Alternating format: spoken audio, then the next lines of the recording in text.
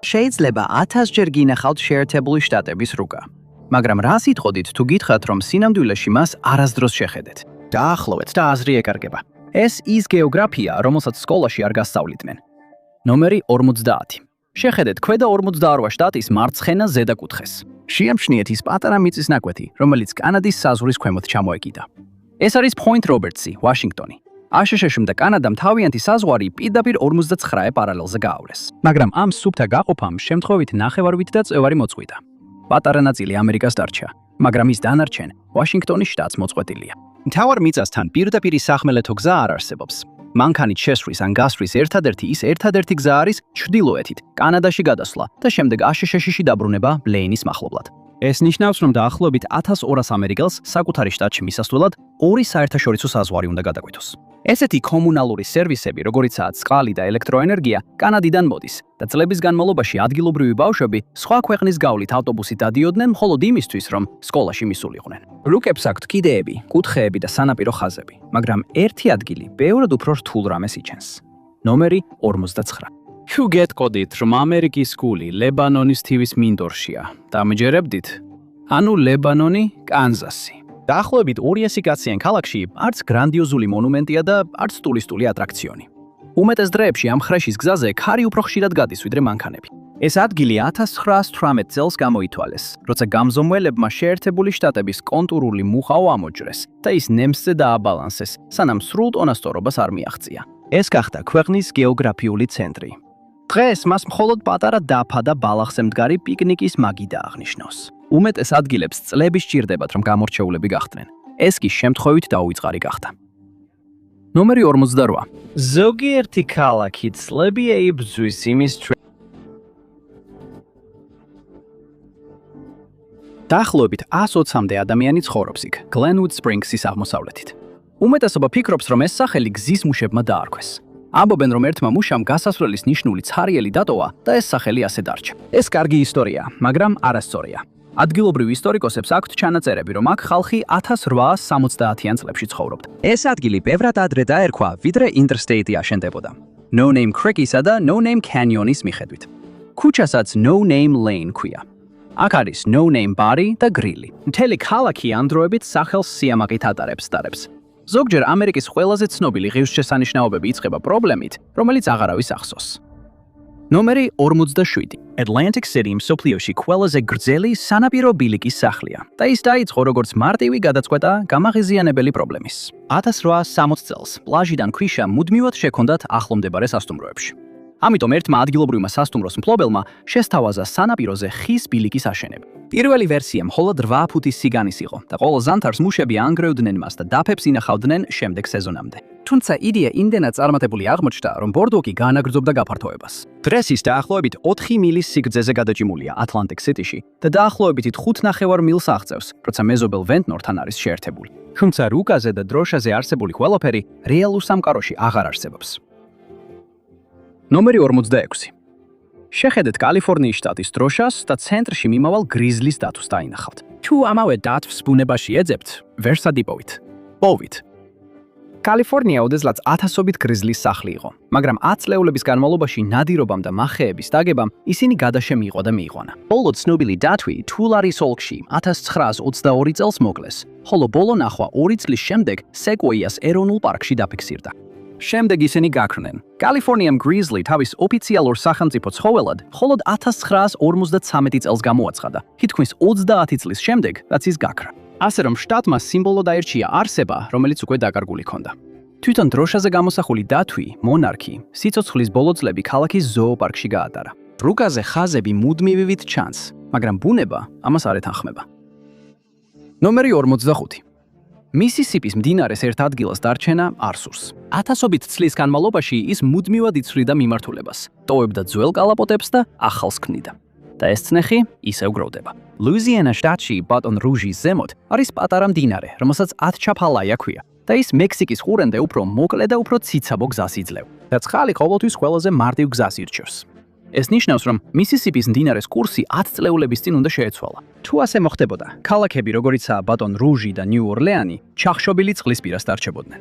ადგილობრივი ეკონომიკა დაინგრეოდა. საკმარისია ერთი დიდი წყალდიდობა, რომ ეს ცვლილება გამოიწვიოს.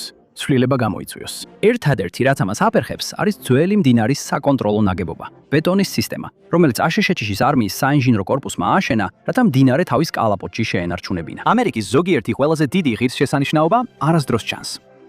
ნომერი 44. აღმოსავლეთ სანაპიროზე ყველაზე შთამბეჭდავი მწვერვალებიდან ზოგი წყლის ქვეშ არის დამალული. მკვდარი ვულკანების ჯაჭვი 1000-ზე მეტ მილზეა გადაჭიმული ნიუ ინგლანდიდან ბერმუდისკენ. ყველაზე ძველი ბეარის წყალქვეშა მთა დაფარულია 1000-ობით წლის მარჯნებით, ხოლო უცნაური ღრმა ზღვის არსებები ცივ წყლებში მის გარშემო დაცურავენ. მეცნიერებს ამ მწვერვალების შესწავლა მხოლოდ რობოტული წყალქვეშა ნავებით შეუძლიათ. მარსის უფრო დეტალური რუკები არსებობს, ვიდრე ამ წყალქვეშა ქედის. ეს ჯაჭვი მილიონობით წლის წინ ჩამოყალიბდა, როდესაც ჩრდილოეთ ამერიკა ღრმა მანტიის ცხელი წერტილის თავზე გადაადგილდებოდა და უკან მთების კვალი დატოვა, რომლებიც მას შემდეგ ატლანტის ოკეანის ქვეშ დაფარულია. მასშტაბის მხრივ ზოგიერთი ამერიკული ოლქი არჩევანს უზარმაზარ ზომებზე აკეთებს. ნომერი 43. სან ბერნარდინოს ოლქი არაფრითაა ჩვეულებრივ. ის 2000 კვადრატულ მილზე მეტ ფართობს მოიცავს. ეს მას 9 ამერიკულ შტატზე დიდს ხდის. შეგიძლიათ Rhode Island, Delaware, Connecticut, Hawaii, New Jersey, New Hampshire, Massachusetts, Maryland და Vermont-ი მის საზღვრებში მოათავსოთ და მაინც ადგილი დაგჭებათ. ის ლოს-ანჯელესის კიდიდან ნევადის საზღვრამდე ვრცელდება. ზოგიერთ რაიონში შერიფის მოადგილე შეიძლება 100 მილი მოუწიოს გავლა ერთი გამოძახების საპასუხოდ. ქვეყნის ზოგიერთი უდიდესი საოცრება დაფარული რჩება მხოლოდ იმიტომ, რომ ისინი ძალიან შორსაა. ნომერი 42. უმეტესმა ადამიანმა არ იცის ამერიკის ყველაზე დიდი წვიმის დღე. ეს არის ტონგასი, შორს სამხრეთ-აღმოსავლეთ ალასკაში.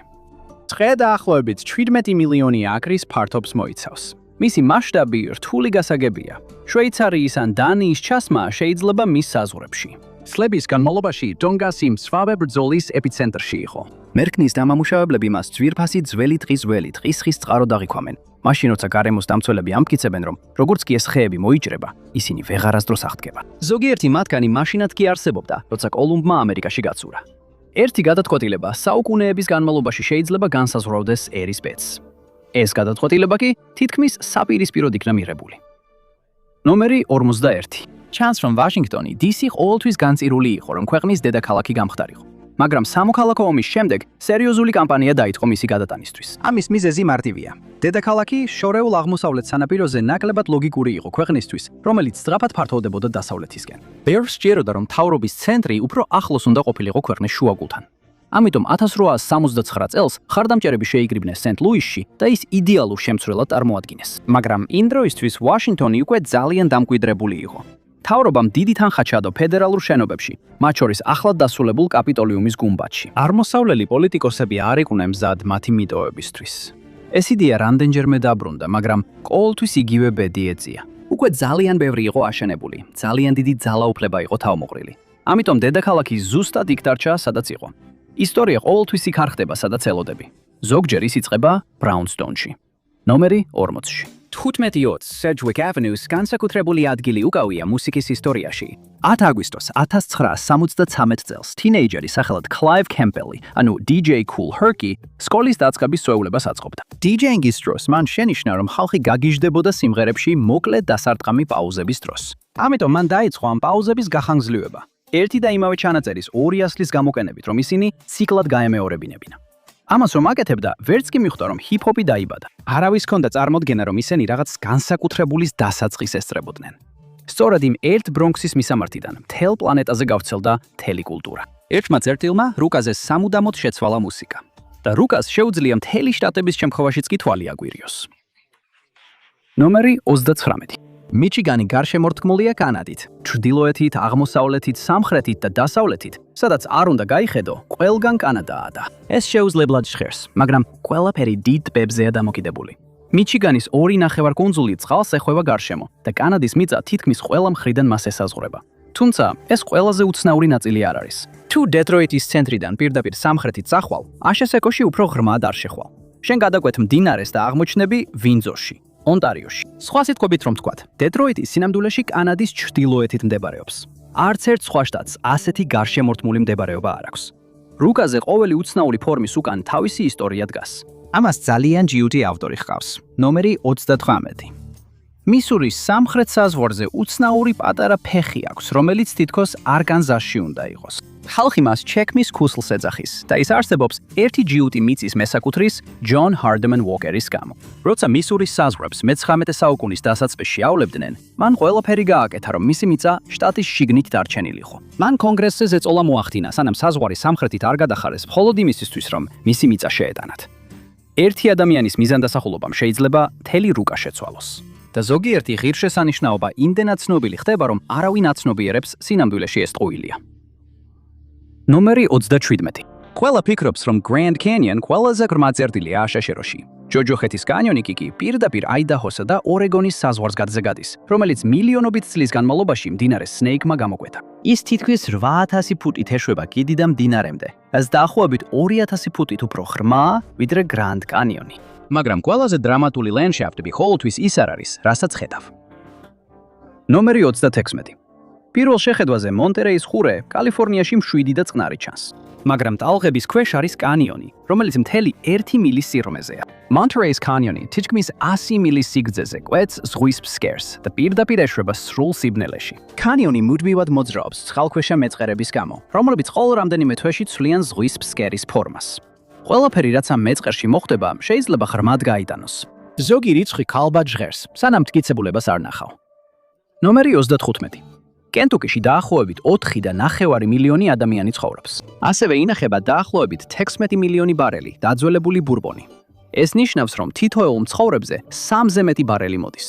მისი დიდი ნაწილი ინახება უზარმაზარ ხის საწყობებში, სადაც მთელი სართულები ჭერანდია სავსებია სავსე ბარელებით. ისეთი დისტილერი ედენან, როგორიცაა Jim Beam და Maker's Mark. ეს საწყობები მთელ შტატშია გადაჭიმული და პატარა სოფლის რაიონებს გლობალურ ინდუსტრიად აქცევს, რომელიც შტატის ეკონომიკას წელიწადში დაახლოებით 9 მილიარდი დოლარით ავსებს. და მშვიდ ღამეებში ხის საწყობებთან ახლოს შეგიძლია სინამდვილეში იგრძნო ჰაერში აორთქლებული ვისკის სუნი, რასაც ანგელოზის სტილს უწოდებენ.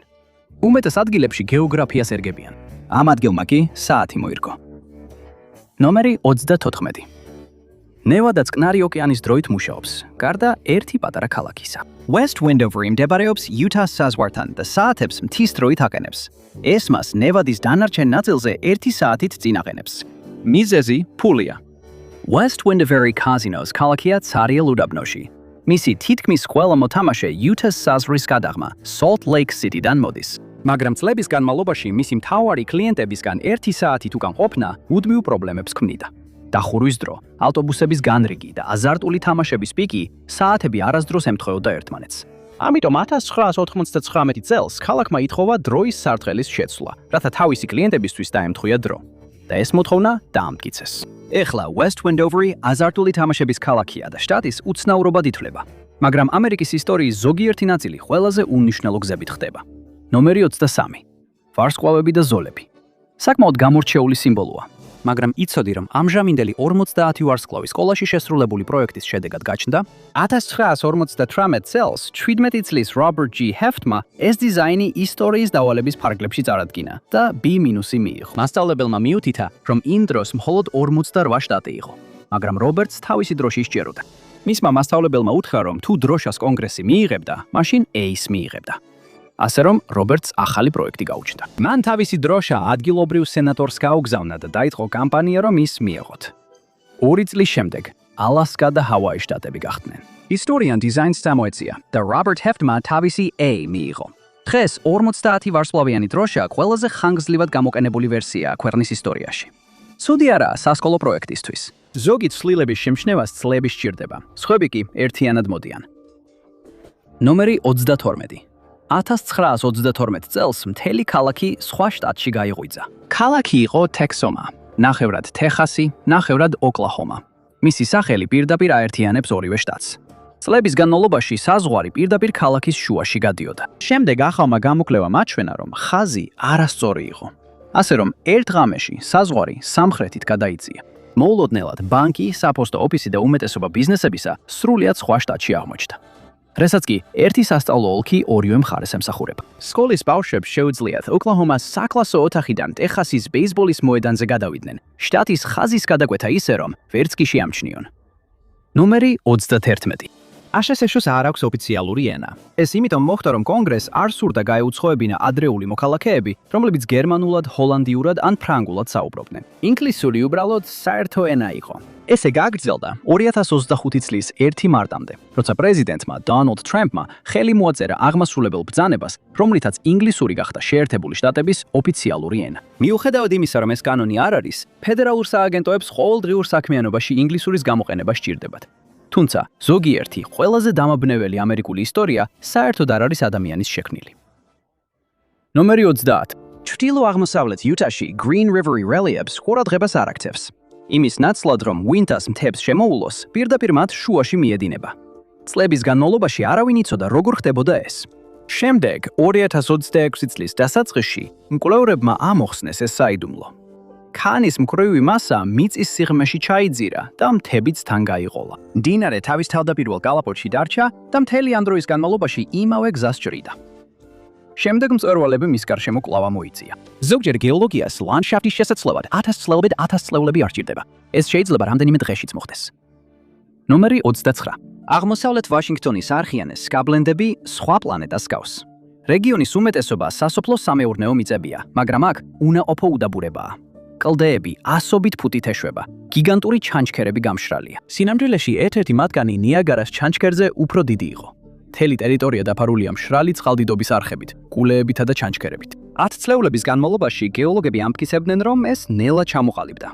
ერთი მეცნიერი, ჯეი ჰარლენ ბრეტსი, არ დაეთანხმა. ის ამტკიცებდა, რომ კატასტროფულმა წყალდიდობამ ყველაფერი ერთდროულად შექმნა. და ის მართალი იყო.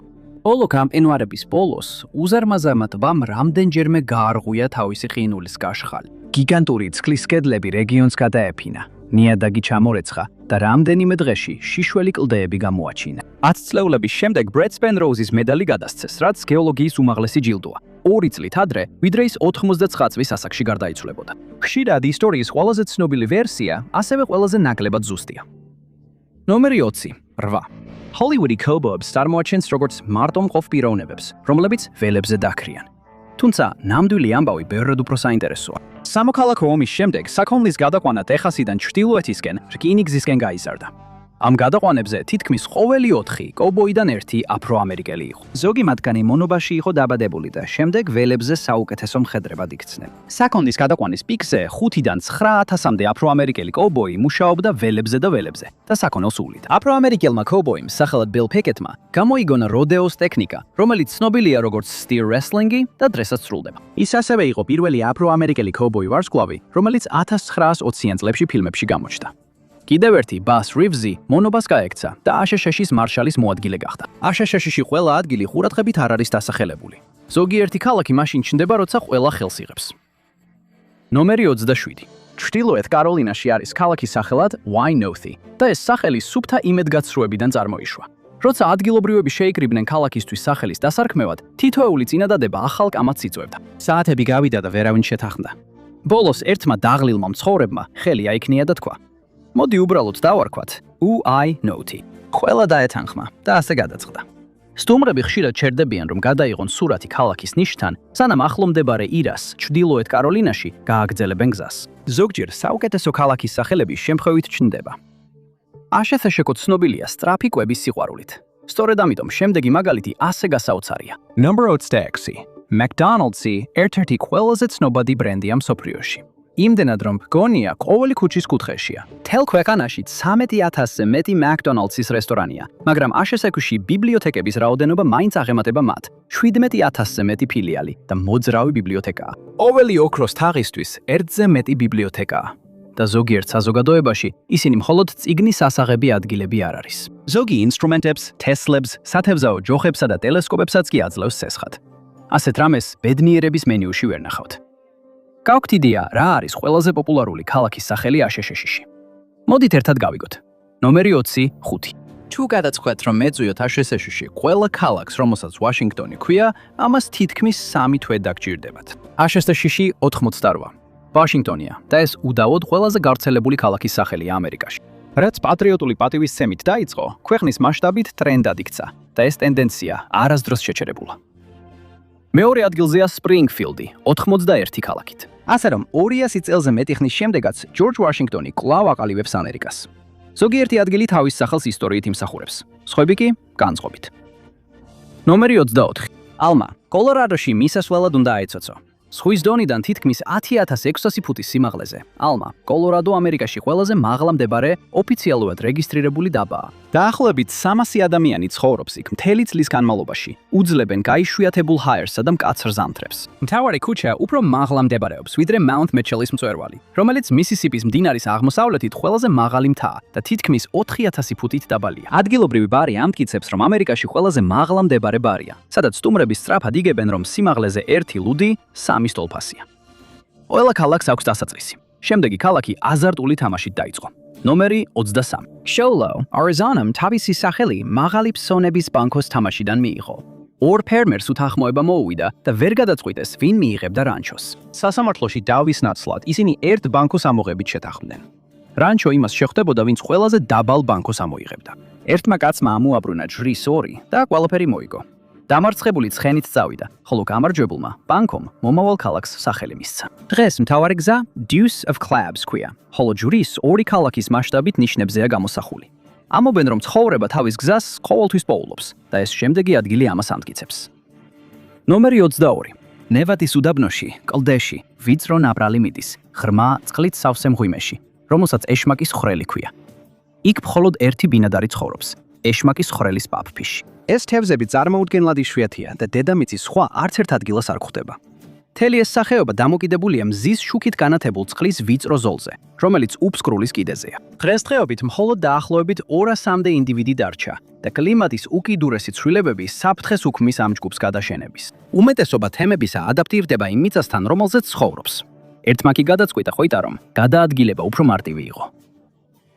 ნომერი 20. 1. 1800-იანი წლების დასაწყისში მაღაროელებმა დედამიწაზე ერთ-ერთი ყველაზე მდიდარი რკინის მადანი აღმოაჩინეს. პირდაპირ ჰიბინგის, მინესოტა ქალაქის ქვეშ. ეს ისეთი ღირებული აღმოჩენა იყო, რომ მათ მისი მოპოვება სჭირდებოდათ. ამიტომ ქალაქი გადაადგილდა. მუშებმა სახლები, სასტუმროებიდები და სკოლებიც კი გორგოლაჯებს. ცხენებმა და ორთქლის ძრავებმა მთელი შენობები თითქმის 2 მილის მანძილზე გადაიყვანეს ახალ ადგილას. შემდეგ კი მაღაროელებმა ძველი ქალაქის ადგილი ამოთხარეს. გადაადგილებას წლები დასჭირდა, მაგრამ ამ შენობებიდან ბევრი დღესაც დგას. მყინვარის ხანამ კონტინენტი შეცვალა. როგორღაც ერთი მონაკვეთი ხელუხლებელი გადარჩა. ნომერი 20. ბოლო მყინვარის ხანის დროს მყინვარებმა ზემო შუა დასავლეთის დიდი ნაწილი გაანადგურეს, მაგრამ ერთი რეგიონი სრულიად გამოტოვეს. Driftless's რეგიონად ცნობილი ეს მიწის მონაკვეთი Wisconsin-ის, Minnesota-ის, Iowa-ს და Illinois-ის ნაწილებზეა გადაჯიმული. მაშინ როცა მყინვარებმა გარშემო მდებარე ლანდშაფტი გაასწორეს, ყინული გაიღო და ამ რეგიონს გვერდი აუარა. ბრტყელი სასოფლო სამეურნეო მიწების ნაცვლად ახლა აქ ციცაბო ფერდობები დგას. ღრმა ხეობები გორაკებს კვეთს. სივი კალმახის ნაკადულები, დამალული მღვიმეები და კირქვის წყაროები მთელ რეგიონშია გაფანტული. ეს დიდი კონტრასტია მის გარშემო მდებარე სიმინდის ხანებთან შედარებით. ამერიკის შეერთებულ შტატებში ზოგიერთ ადგილს სახელწოდება პირდაპირი მნიშვნელობით შეეფერება. ნომერი 19. კეთილი იყოს თქვენი მობრძანება სიკვდილის გართან. ვიწრო სრუტე აერთებს Green Bay-ს მიჩიგანის ტბასთან და ის სავსეა ძლიერი დინებებითა და დამალული რიფებით. მოულოდნელ შტორმებს თუ დავამატებთ, ეს გზა სწრაფად გადაიქცა გემების სასაფლაოდ. ფრანკი მეზღვაურები იმდენად ეშინოდათ ამ ადგილის, რომ მას Port de Mori, ანუ სიკვდილის კარი დაარქვეს. ფრეს შუქურები იცავენ ამ დასასვლის გადასასვლელს, მაგრამ ჩაძირული გემები კვლავ ტალღების ქვეშ იმალება. არასოდეს უნდა შეაფასო რამე გარეგნობის მიხედვით. შემდეგი მაგალითი ამას ნამდვილად ამტკიცებს. ნომერი 18. დიდი პირქუში ჭაობი ვირჯინიასა და ჩრდილოეთ კაროლინას შორისაა გადაჭიმული, ხოლო მის სიღრმეში მდებარეობს ტბა დრამონდი, ბუნებრივი ტბა, რომელიც მუქი, ჩაისფერი წყლითაა სავსე. აღმოჩნდა, რომ ეს მღვრიე წყალი ძალიან ფასეული იყო. ხის იალქნიან გემებზე წყალი ხშირად რამდენიმე კვირაში ფუჭდებოდა, მაგრამ ამ ჭაობიდან აღებული წყალი თვეების განმავლობაში სუფთად რჩებოდა. ბუნებრივი ტანინები კიპარისისა და ღვიის ხეებიდან ანელებდა ბაქტერიების ზრდას. ამიტომ ჭაობი გრძელ მოგზაურობებზე სასმელი წყლის სანდო წყაროდ იქცა. მოგვიანებით ჯორჯ ვაშინგტონმა სცადა მისი დაშრობა სასოფლო სამეურნეო მიწებისთვის, ხოლო გაქცეულმა მონებმა მის იზოლირებულ კუნძულებზე თემები შექმნეს. ზოგიერთი ადგილი ისეთი შეგრძნებაა, თითქოს ბუნებამ შემთხვევით აურია ინსტრუქციები. ნომერი 17. ბაფალოსთან ნიუ-იორკში პატარა ჩანჩქერი მარადიულ ცეცხლს მალავს. ბუნებრივი აერი ჟონავს ქანის ბზარებიდან და კვებავს ცეცხლს, რომელიც კლდის ბუნებრივ ჩაღმავებაშია მოქცეული. ალი მხოლოდ რამდენიმე სანტიმეტრის სიმაღლისაა, მაგრამ ის მომდინარე წყლიდან სულ რამდენიმე ფუტის მოშორებით იწვის. მეცნიერები ჯერ კიდევ დაბნეულები არიან, რადგან გარშემო ქანი უფრო ცივია, ვიდრე იმ ადგილებში, სადაც ბუნებრივი ცეცხლი ჩნდება. ალი ზოგჯერ ქრება და როცა ასე ხდება, გამლელი მოგზაურები მას ხელახლა ანთებენ. გონია იცი რამდენი დიდი ტბაა? კიდევ ერთხელ დაფიქრდი. ნომერი 16. 1988 წელს 18 დღის განმავლობაში შეერთებულ შტატებს ოფიციალურად 6 დიდი ტბა ჰქონდა. ვერმონტში მდებარე შამპლეინის ტბამ ეს წოდება მას შემდეგ მიიღო, რაც სენატორმა ფედერალურ კანონ პროექტში სპეციალური პუნქტი ჩაამატა. პრეზიდენტმა კლინტონმა მას ხელი მოაწერა და კანონი გახდა, რის შემდეგაც ცნობილ დიდ ტბებს ახალი წევრი შეემატა. უკმაყოფილება მაშინვე დაიწყო. შამპლეინ არსებულ 5 ტბაზე ბევრად პატარა იყო და შუა დასავლეთის კანონმდებლებს კლუბის გაზიარება არ ესიამოვნათ. მხოლოდ 18 დღის შემდეგ კონგრესმა ეს გადაწყვეტილება გააუქმა. შამპლეინმა ტბამ სტატუსი დაკარგა, მაგრამ ვერმონტმა შეინარჩუნა მასთან დაკავშირებული ფედერალური დაფინანსება. ასე რომ, მაინც რაღაც ბონუსი დარჩა. ისტორია სავსეა დრამატული მომენტებით. ეს ამბავი ეხება იმას, რაც მოხდა მას შემდეგ, რაც ყველას ყურადღება გადაეტანა. ნომერი 15. 1861 წელს პატარა ნიუ-იორკის საზოგადოებამ დიდი გადაწყვეტილება მიიღო. Town Line-ის მოსახლეობამ ხმა მისცა შეერთებული შტატებიდან გასვლას და კონფედერაციის მხარდაჭერას. ეს ნაბიჯი თითქმის არანაირ აზრს არ ატარებდა. ქალაქი ბაფალოსთან ახლოს მდებარეობდა, დაახლოებით 1000 მილის დაშორებით სამხრეთისგან. როდესაც ომი მძვინვარებდა, ხალხი ქვეყნის დაშლით იყო გართული. ამიტომ ყველამ დაავიწყდა თავიანთი ერთგულება. გავიდა 10 წლეულები და Town Line ოფიციალურად არასდროს დაბრუნებულა კავშირში. მხოლოდ 85 წლის შემდეგ, 1946 წელს, ვიღაცამ ეს კითხვა დასვა. პრეზიდენტმა ტრუმენმა კი წერილიც კი გაგზავნა, რომ მცხოვრებლებს საკითხი მოეგვარებინათ. ასე რომ ქალაქის მცხოვრებლებმა ხმა მისცეს და გადაწყვიტეს დაბრუნება. ზოგჯერ პრობლემა შეიძლება 1000 წლის განმავლობაში ყალიბდებოდეს. ნომერი 14. წყალი ჩაედინება იუთას დიდ მარილიან ტბაში და აღარ გამოდის. ამიტომ ყველა მდინარე, რომელიც ტბაში ჩაედინება, მინერალებს ტოვებს. და რადგან ტბას ოკეანემდე გასასვლელი არ აქვს, ეს მინერალები არასდროს გადის. წყალი ორთქლდება, მაგრამ მარილი რჩება. 1000 წლის განმავლობაში ტბა ზღვის წყალზე ბევრად მარილიანი გახდა. მოცურავეებს შეუძლიათ წყალში კორკებივით იტივტივონ. იქ თითქმის არაფერი ცოცხლობს, გარდა მარილიანი კრევეტებისა. ასევე არის რკინიგზის გაშხალი, რომელიც ტბას ორ ნაწილად ყოფს. რადგან ეს ორი მხარე თითქმის არ ერევა ერთმანეთს, ერთი მხარე ხშირად ლურჯ მწვანედ ჩანს, ხოლო მეორე კაშკაშა ვარდისფრად. მაგრამ ყველა ეს მინერალი დიდ პრობლემას ქმნის. 2020-იანი წლების შუა პერიოდში ტბა რეკორდულად შემცირდა. გაშიშლებულმა ტბის ფსკერმა დაიწყო არსენით გაჯერებული მტვრის გაგზავნა Salt Lake City-ის მიმართულებით, რის გამოც ოფიციალურ პირებს მისი მონიტორინგი ამინდის საფრთხესავით უწევდათ. მინერალების მოპოვების ზრდასთან ერთად მდგომარეობა მხოლოდ გაუარესდება. თუმცა ზოგჯერ ბუნებას უყვარს ყველაფრის არევა. ნომერი 13. Mono Lake-მა კალიფორნიაში ქვის ტყე შექმნა. მინერალებით მდიდარი ცხაროები ამოდის ტბის ფსკერიდან და ქმნის უცნაურ კირქვის კოშკებს, რომლებსაც ტუფა ეწოდება. საუკუნეების განმავლობაში ისინი ზედაპირქვეშ იზრდებოდნენ, თვალთახედვის მიღმა. შემდეგ ლოს-ანჯელესმა ტბაში შემავალი ნაკადულები გადაისროლა. როდესაც წყლის დონე დაეცა, კოშკები გამოჩნდა და მთელი ქვის ტყე შეიქმნა. ბოლოს სასამართლომ ლოს-ანჯელესს უბრძანა შემცირებინა წყლის გადამისამართება და ტბამ კვლავ ზრდა დაიწყო. უმეტეს კატასტროფებს ერთი დღით მოაქვთ თავი, მაგრამ შემდეგს თაობები დასჭირდა. ნომერი 12. 100 წელიწადს წინ ჰოლანდის კუნძული მერილენდის ჩესაპიკის ყურეში აყვავებული საზოგადოება იყო. თითქმის 360 მცხოვრებით აქ ყველაფერი ჰქონდათ, რაც სჭირდებოდათ. სახლები, მაღაზიები, ეკლესია, სკოლა და ბეისბოლის გუნდი. დღეს ის თითქმის აღარ არსებობს. კუნძული რბილ ტალახსა და თიხაზე იყო განლაგებული და ყურე თანდათან შთანთქავდა მას. როცა ქალაქი მცირდებოდა, ოჯახებმა თავიანთი ხის სახლები ნელ-ნელა ნაპირზე გადაიტანეს. ერთი სახლი უფრო დიდ ხანს გაუძლო ვიდრე დანარჩენებმა. მისმა მფლობელმა გარშემო ქვიშის ტომრები დააწყო, რომ წყალი არ შესულიყო. შემდეგ 2010 წელს ჰოლანდის კუნძულზე ბოლო სახლი ყურეში ჩამოინგრა. დაბალი მიქცევის დროს რამდენიმე გაბზარული საფლავის ქვა ჯერ კიდევ ამოდის წყლიდან იქ, სადაც ოდესღაც ეკლესიის ეზო იყო. ცოტა საიდუმლოა იმაზე უფრო გამაღიზიანებელი, ვიდრე მტკიცებულება ახსნის გარეშე.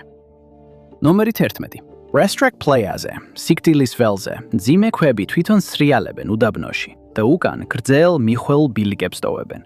ზოგიერთი მათგანი ასობით ფუნტს იწონის, მაგრამ მაინც უპრობლემოდ სრიალებს მშრალ ტალახზე. 10 წლეულების განმავლობაში ვერავინ ახსნა ეს მოვლენა. არ იყო არანაირი ნაკვალევი, არც ოინბაზები, მხოლოდ ქვები, რომლებიც ცარიელ ტბის ფსკერზე მოძრაობდნენ. ხალხი ადანაშაულებდა ძლიერ ქარს, მაგნიტურ ძალებს, ზოგჯერ კი უცხო პლანეტელებსაც. შემდეგ 2014 წელს მეცნიერებმა ეს პროცესი დააფიქსირეს. სვიმის შემდეგ ღამით თხელი ყინულის ფენები წარმოიქმნება. დილით ყინული იშლება და სრიალად ალახზე ცურავს. თუნდაც მცირე ნიავი საკმარისია მის გადასაადგილებლად და ქვებიც მასთან ერთად მოძრაობენ. შემდეგი, ყველაზე პატარა თემებს. ხშირად საშინელებათა ისტორია ახლავს.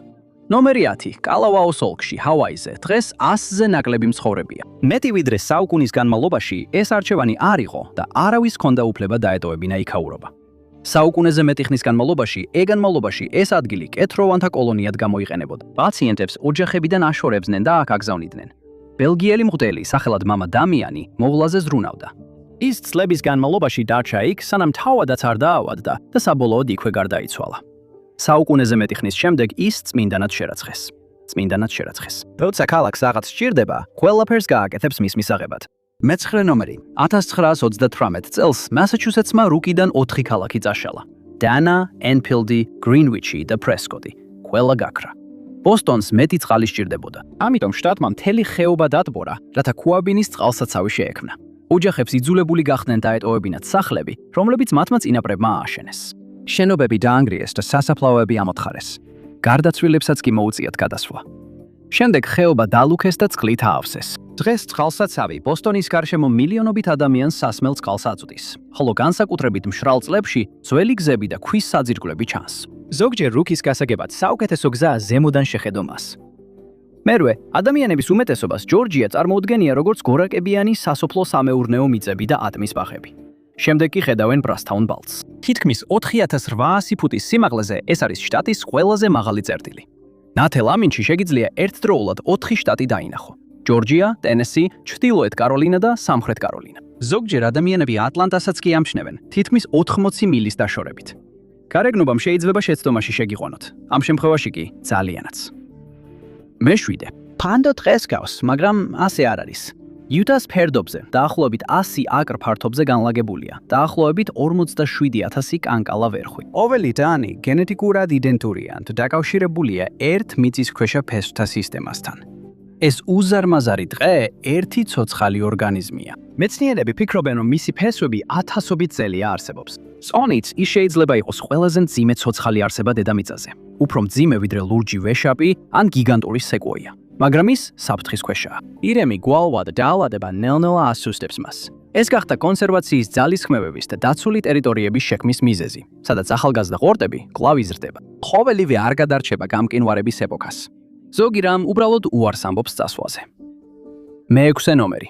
ვირჯინიის უმაღლეს მთაზე მდებარეობს დაკარგული ტყე. როჯერსის მთის მწვერვალთან ახლოს არის ნაძვებისა და სოჭების მონაკვეთი. ეს ისეთი ტყეა, როგორცაც 100 მილით უფრო ჩრდილოეთით, კანადაში ელოდებოდი რომ ნახავდი. ეს გამყინვარების ეპოქის ნაშთია. როდესაც მყინვარები უკან დაიხია, ამ სიცივე მოყვარული ტყეების უმეტესობა სამხრეთიდან გაქრა. მაგრამ როჯერსის მთა საკმარისად გრილი დარჩა, რომ მცირე გადარჩენილი მონაკვეთი შეენარჩუნებინა. დღეს აპალაჩის პილიქზე მოსიარულე მოგზაურებები ფართოფოთლოვანი ტყეებიდან ამოდიან და მოულოდნელად აღმოჩნდებიან ხეებით გარშემორტმულნი, რომლებიც ჩრდილოეთის ველურ ბუნებას გავს. ქალაქებისა და დაბების უმეტესობა ვაჭრობისთვის, მოძრაობისთვის ან ზრდისთვის არის დაგეგმილი. ამ ქალაქს კი სრულიად განსხვავებული მიზანი ჰქონდა. მეხუთე. არიზონის ქალაქი Carefree თავის სახელს სერიოზულად ეკიდება. მის ქუჩებს შორისაა იოლი ქუჩა, ოხუმის გზა და უდარდელი გამზირი. მთელი ქალაქი ისეა დაპროექტებული, რომ ცხოვრება შეანელოს. დეველოპერებმა ის 1950-იან წლებში ააშენეს, როგორც თავშესაფარი ქალაქის ცხოვრებისგან და ეს თემა დღემდე შენარჩუნდა. აქ მიმართულებების მიცემა ხუმრობას გავს. მოუხვიეთ მარცხნივ იოლ ქუჩაზე, შემდეგ მარჯვნივ მშვიდ ბილიკზე. თუმცა ეს მართლაც ასეა. ეს ერთადერთი გამორჩეული თვისება არ არის. ქალაქის ცენტრში, დასავლეთ ნახევარსფეროში, ერთ-ერთი ყველაზე დიდი მზის საათია.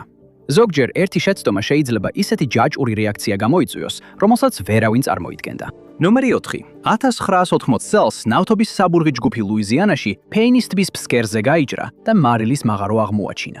იმ წამს, როცა საბურღი გაიჭრა, ტბამ დაცლა დაიწყო. გიგანტური მორევი წარმოიქმნა და შთანთქა საბურღი მოწყობილობა, შემდეგ ბარჟები, შემდეგ ხეები და ახლომდებარე კუნძულის ნაწილი. არხმაც კი შეიცვალა მიმართულება და უკუღმა დაიძრა მზარდ ხრელში. მოკლედ დროით ამ ნაკადმა ლუიზიანაში ყველაზე მაღალი ჩანჩქერი შექმნა. საბედნიეროდ, არავინ დაღუპულა. როცა ქაოსი დასრულდა, ფეინის ტბა შტატში ყველაზე ღრმად ბადიქცა. თუმცა ზოგიერთი მიღწევა ვარსკვლავითაა აღნიშნული. ნომერ 3. უმეტეს შტატში ყველაზე მაღალი წერტილი მთის მწვერვალზეა, გარდა კონექტიკუტისა. მისი უმაღლესი წერტილი პრიზლის მთის ფერდობზე მდებარეობს. ნამდვილი მწვერვალი საზღვარს იქით მასაჩუსეტსშია. ასე რომ კონექტიკუტის ყველაზე მაღალი წერტილი ზღვის მთას ეკუთვნის.